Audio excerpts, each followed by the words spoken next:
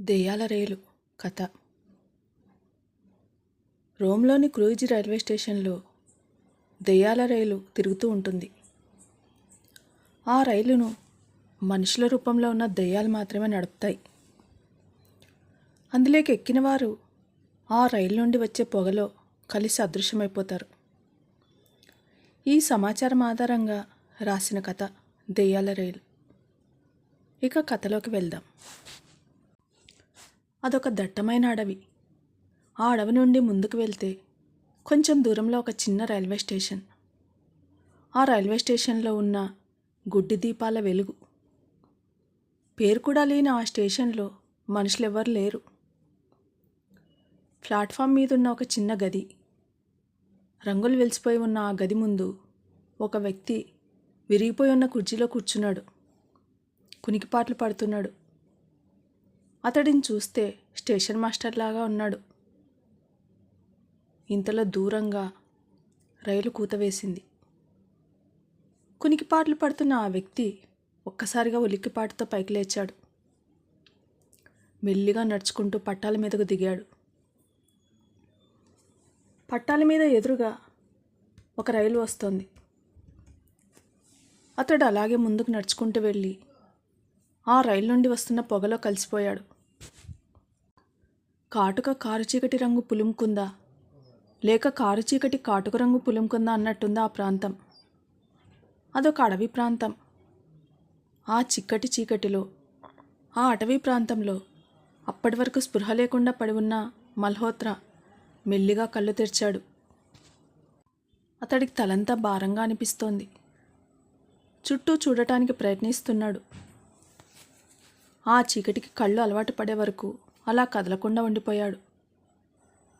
తానక్కడికి ఎలా వచ్చాడో ఆలోచిస్తూ నడక మొదలుపెట్టాడు. తాను ఏ ప్రదేశంలో ఉన్నాడో, సమయం ఎంతయిందో ఏమీ తెలియడం లేదు. సెల్ ఫోన్ కోసం జేబులు తడుముకున్నాడు.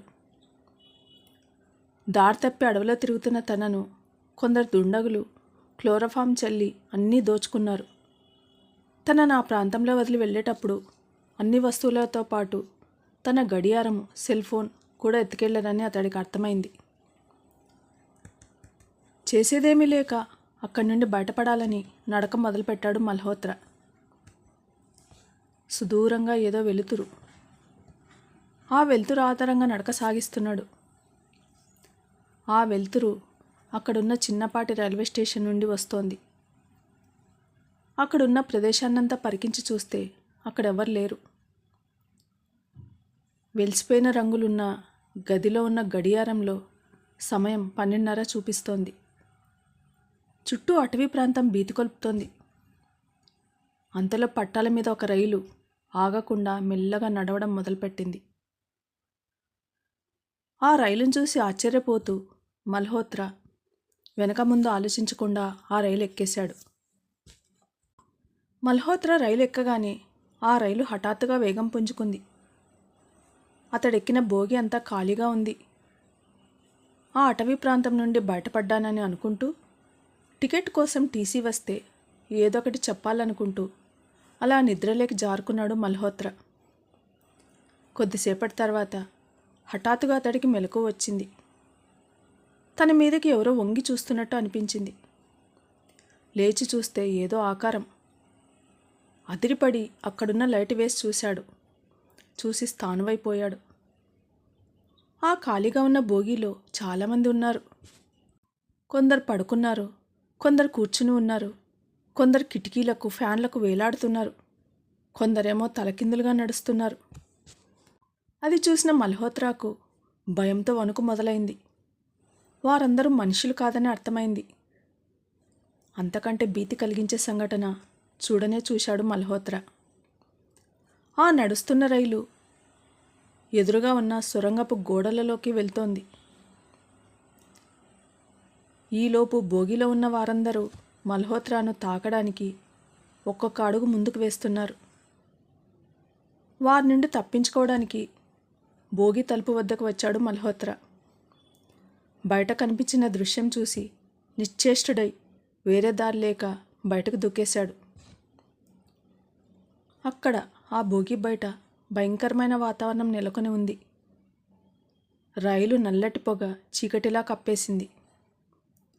ఆ పొగలోకి దూకిన మల్హోత్రా శక్తిని కూడదీసుకుంటూ పైకి లేచి నిలబడ్డాడు. ఆ నల్లటి పొగలో ఆ రైలు కరిగిపోతూ చివరకు అదృశ్యమై మాయమైపోయింది. అక్కడ జరిగిన సంఘటనను తన సెల్ ఫోన్లో బంధించాలనుకున్న మల్హోత్రాకు ఆ అవకాశం లేకపోయింది. నువ్వు చాలా అదృష్టవంతుడివి మిస్టర్ మల్హోత్రా అన్నాడు డేవిడ్సన్ మల్హోత్రా వంక చూస్తూ. ఎందుకు? ఆశ్చర్యం అనుమానం కూడిన గొంతుతో అడిగాడు.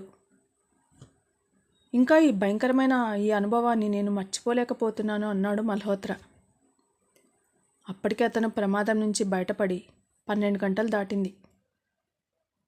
నిన్ను దోచుకున్న దొంగలు నీ దగ్గరున్న విలువైన వస్తువులన్నీ దోచుకున్నారు. కానీ నీ దగ్గరున్న క్రాస్ను వదిలేశారు. మల్హోత్రా మెడలో ఉన్న క్రాస్ వంక చూసి చెప్పాడు. అర్థం కానట్టు చూశాడు మల్హోత్రా. నీ దగ్గర క్రాస్ ఉండటం వల్ల నిన్ను ఆ దయ్యాలు చేరలేకపోయాయి. లేకపోతే అవి నిన్ను తమలో కలుపుకునేవి చెప్పాడు డేవిడ్సన్. క్రాస్ను కళ్ళకద్దుకున్నాడు మల్హోత్రా. భయంతో అతడి కళ్ళు పెద్దగా అయ్యాయి. మొత్తం 7 బలిష్టంగా ఉన్నారు. వారు దారిదోపిడీ దొంగలు.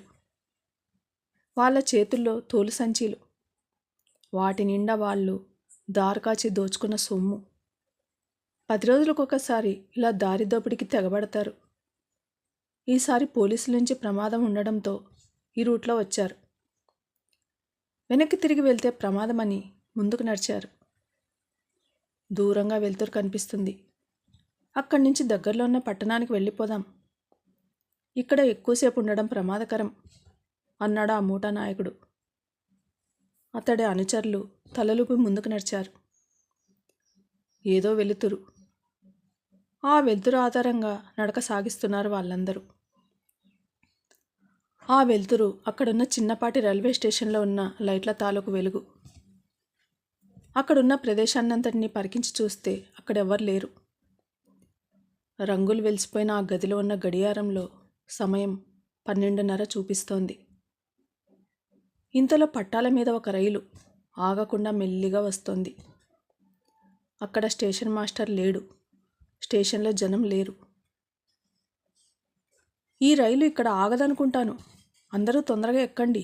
మూటా నాయకుడు అందరినీ తొందర పెట్టాడు. అందరూ రైలు ఎక్కారు. రైలు వేగాన్ని అందుకుంది. వాళ్ళల్లో ఒకడు ఎందుకో వెనక్కి తిరిగి చూశాడు. అతడికి అక్కడ స్టేషన్ కనిపించలేదు. దట్టమైన అడవి మాత్రమే కనిపిస్తోంది.